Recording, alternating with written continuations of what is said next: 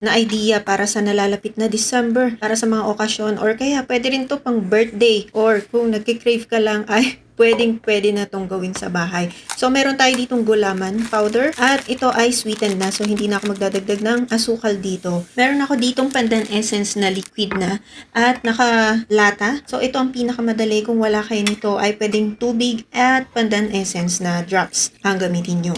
Halo ko lang dito sa ating gulaman. Tapos, isasalang ko lang ito sa medium low heat. Tapos, ay hahaluin hanggang sa medyo mag-simmer or isang kulo lang. Tapos ay ita-transfer ito at patitigasin.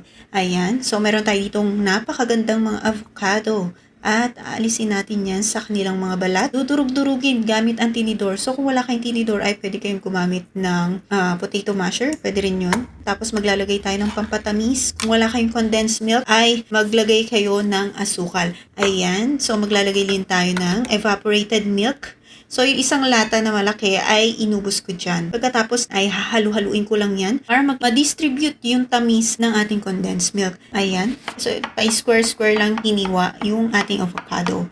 Tapos, nung matigas na yung ating gulaman ay hinati-hati ko lang to ng pa-square na ganito. So, okay na yan.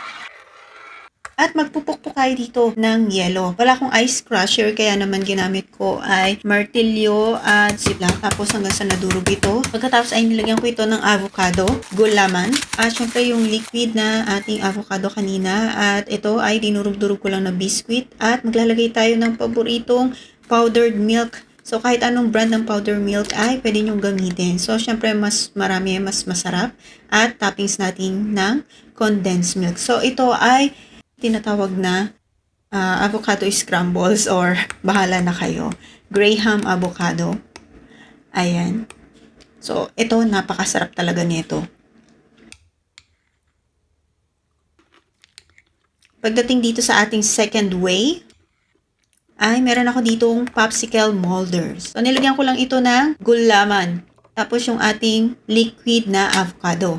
So, hanggang sa mapuno lang yan. Tapos, tatakpan natin at i-freeze. At pag tumigas na, ay ganito na itsura. Pwede rin naman kayong gumamit ng ice candy wrapper or yung pang ice candy kung wala kayong popsicles. So, yung mga natira natin kaninang mga sangkap ay pinaghalo-halo lang yan at gagawin lang gulaman.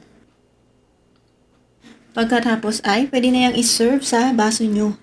Ang tanong ko sa inyo guys, ano ang pinaka-bet nyo dito sa ating 3 ways? I-comment nyo na sa baba. At huwag nyo kalimutan mag-follow dito sa ating Facebook page na Mami K of Krish Kusina. Bye-bye!